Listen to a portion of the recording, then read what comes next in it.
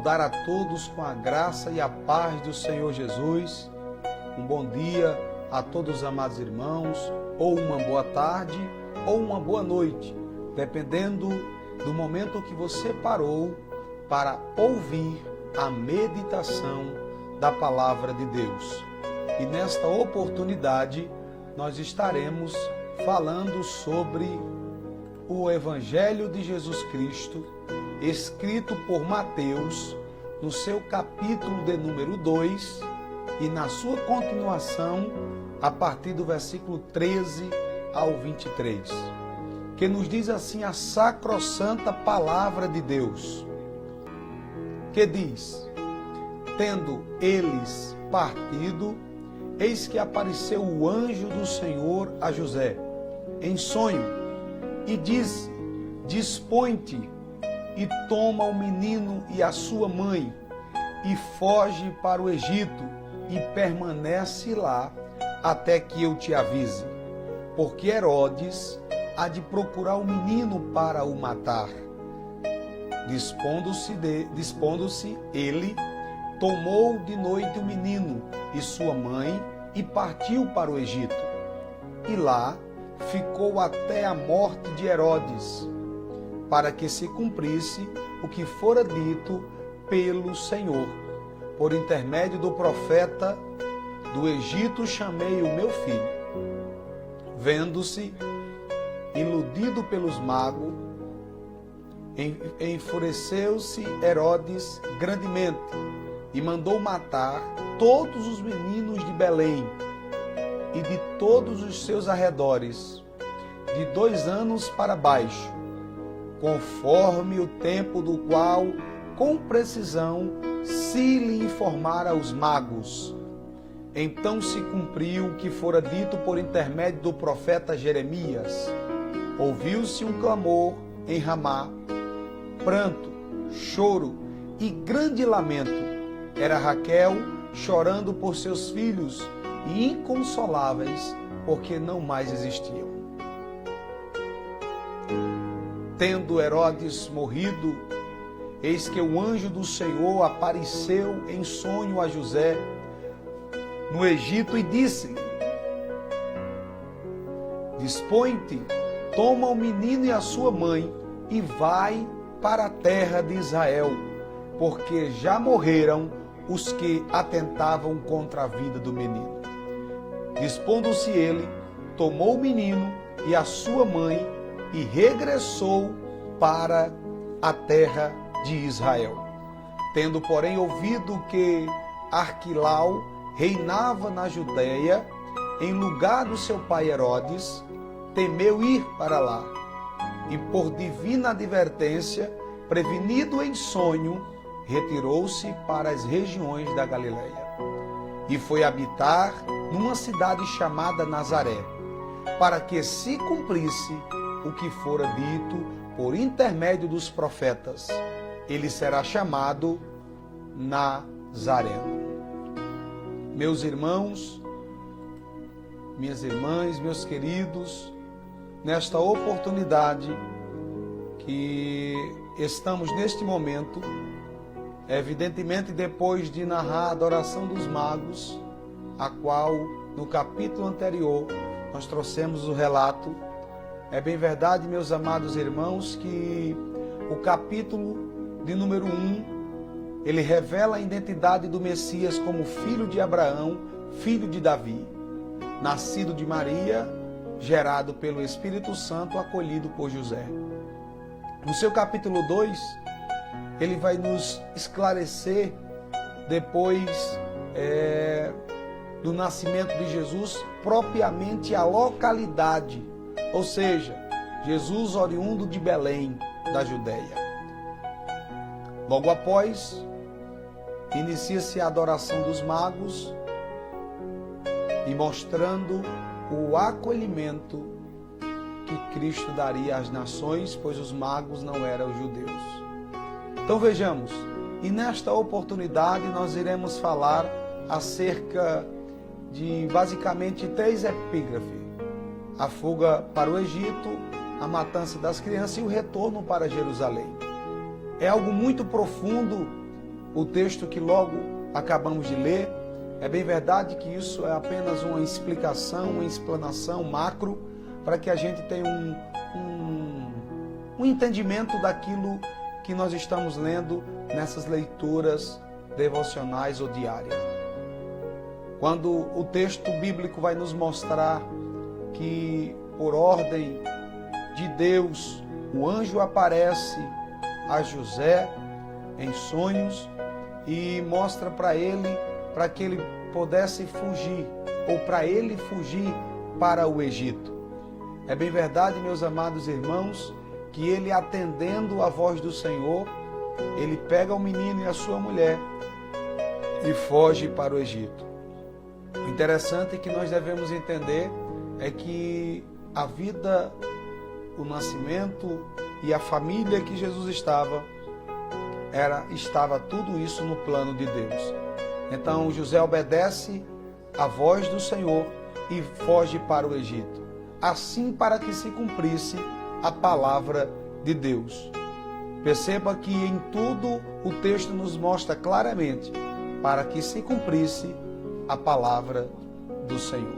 Então veja bem, e em sonho Deus revela a ele, ou mostra para ele, para que ele fosse para o Egito. Isso nos demonstra, meus amados irmãos, que mesmo dormindo, mesmo nós dormindo, mesmo o homem dormindo, Deus atua, Deus trabalha e revela os seus planos para que nós possamos conhecer o que Ele está querendo de nós. Então veja que há um Deus no céu, por isso que Ele trabalha por aquele que nele espera. O homem dorme, mas o guarda de Israel nem dorme, nem tosqueneja. Ele é o nosso Pai, Ele é o nosso Deus. Mesmo nós dormindo, Ele continua trabalhando para nos revelar o seu plano. Os verdadeiros planos que Deus tem para a nossa vida, Ele jamais será frustrado, porque ninguém consegue impedir os planos de Deus. Deus, Ele revela ao coração do homem, assim como fez com José. Então, creio que Deus está revelando os seus planos no teu coração. Basta você ouvir a sua voz. E aqui demonstra mais uma vez a fúria, né? Os planos também do inimigo. Os planos também de Herodes. Herodes que na noite do nascimento de Jesus, no capítulo anterior que lemos, ele pede ou faz um pedido aos magos, para quê? Para que informasse a ele onde o menino estava, dizendo ele supostamente para o adorá-lo. Mas agora é descoberto, agora é revelado que ele não queria adorar o menino, mas é claro o texto dizendo que ele queria matá-lo. Mas Deus, na sua infinita presciência, Deus como protetor, Pai, amigo e o Deus de amor, mais uma vez intervém, mais uma vez sai em favor, né, do seu ungido, a saber, naquela hora, Jesus Cristo, e também a José, revela a José mais uma vez para que levasse o menino para o Egito, para o proteger e não para que acontecesse algum mal contra ele. Então veja que mesmo estando no Egito, que é sinônimo de escravidão, que é sinônimo de opressão, Deus leva para lá, mas cuida e protege. Aqui, meus amados, aprendemos também que os planos do inimigo são destruídos e são desfeitos na minha e na sua vida. E Deus revela, mesmo em lugares que nós nunca pensou de ir, mesmo Deus nos levando para lá, para lugares áridos como o Egito, enfim, ou o deserto, Deus tem os seus propósitos e está cuidando de mim e está cuidando de você. Este é o relato quando Deus manda José, Maria, pegar o menino Jesus e fugir para o Egito.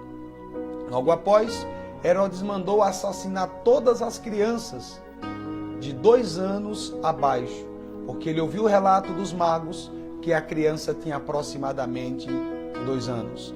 Mandou, pois, matar e assassinar, né? Porque vejamos a crueldade desse Herodes. Herodes que, pelo o desejo do poder, deixou subir ao seu coração, matando até pessoas próximas ou pessoas da sua família. Herodes condiz com o que sabemos dele. Ele foi cruel, perseguidor e com velocidade, irmãos, ele procurou matar a Jesus. Ele foi um grande opositor, querendo destruir os planos e matar o rei Jesus. Mas isso era impossível. Como falei, o Deus que cuida da história é o mesmo Deus que cuida de você, que cuida de mim, e os seus planos jamais serão frustrados. Assim como Moisés, isso nos traz um relato, irmãos, da concordância bíblica, de que toda a Escritura aponta para Jesus. Assim como Moisés se viu ameaçado quando criança ainda, pelo faraó ou pelos decretos de faraó, assim também Jesus se vê ameaçado sendo recém-nascido pelos decretos herodianos. Mas agora, irmãos, e como no passado, Deus que protegeu, Deus que livrou Moisés e fez de Moisés um libertador e libertou o povo de Israel do Egito, assim o mesmo Deus protege o menino Jesus. E agora o Rei dos Reis vem à terra, não para ter uma libertação provisória, mas agora definitiva e decisiva. Jesus foi protegido e nos livrou de toda a escravidão do Egito, nos tornando filhos de Deus e livres. Por isso, se o Filho vos libertar, verdadeiramente vocês serão livres. Jesus nos livrou do poder do pecado, do poder do Egito, e agora nos fez povo seu, povo livre, para adorá-lo e engrandecer ao nome de Jesus. E em terceiro e último lugar, o retorno de Nazaré. Quando Herodes morreu, o anjo do Senhor mais uma vez aparece a José. E aí, por intermédio, irmãos, ele é um intermediário entre Deus e o recado que Deus queria trazer para o homem. O anjo mais uma vez aparece de novo a José, e José, como servo de Deus, perceptível aquilo que Deus queria, ele entende, e o anjo dá uma ordem a ele, semelhante às anteriores, mas desta vez, literalmente foi advertido: levanta-te, toma o menino, pega a sua mãe e vai para a terra de Israel. Oh, meus irmãos, isso é muito maravilhoso. Para que se cumprisse a palavra de Deus, o Senhor retorna eles para a terra de Israel, para que a Bíblia, ela cada vez mais se confirme o que ela é, verdade absoluta na minha e na sua vida. E aí eu quero declarar que a palavra de Deus, as promessas de Deus na sua vida jamais serão impedidas. Pelo contrário, ela cumprir-se-á cabalmente na minha e na sua vida. Então o anjo dá uma ordem: volta, retorna, porque Deus tem o seu tempo oportuno. E aí, meu irmão, significativamente, os planos de Deus, glória a Deus, de levá-los novamente e de fazê-lo habitá-lo, como diz as Sagradas Escrituras, a tão ignorada Nazaré, nunca antes citada nas Escrituras Sagradas, não de Jerusalém, capital religiosa do judaísmo, a morada do Filho de Deus, contra toda a esperança, contra todo o pensamento humano, o Messias esperado vai morar assim na periférica Galileia, situada ao norte da Palestina, né? E habitada não por judeus, mas também, não somente por judeus, mas também por pagão ou pagões, né? E o Messias esperado agora começa a revelar o seu plano. Para que ele veio? Para que se cumprisse a palavra de Deus. E Nazaré se torna uma cidade aonde o Mestre, o Rei dos Reis, habitou, morou. Por essa razão, Natanael vai responder: pode vir alguma coisa de Nazaré? Pode sim, porque aonde o Rei Jesus entra, aonde o Rei Jesus mora, aonde o Rei Jesus habita, ela vira, o ambiente é mudado, as circunstâncias é mudada. Então, por essa razão, se Jesus habita na tua vida, se Jesus habita na tua casa, se Jesus habita na tua família, possa ser ela mais ignorada que for, Jesus vai trazer notariedade e vai trazer honra, porque Ele habita na sua vida, Ele habita na tua família, Ele habita na tua casa. que Cristo Jesus aplique essa palavra no teu coração, em nome do Senhor Jesus. Este que vos fala é o pastor José Marcelo. Que Deus abençoe a sua casa, a sua vida e a sua família. Esta foi mais um dia de meditação na palavra de Deus.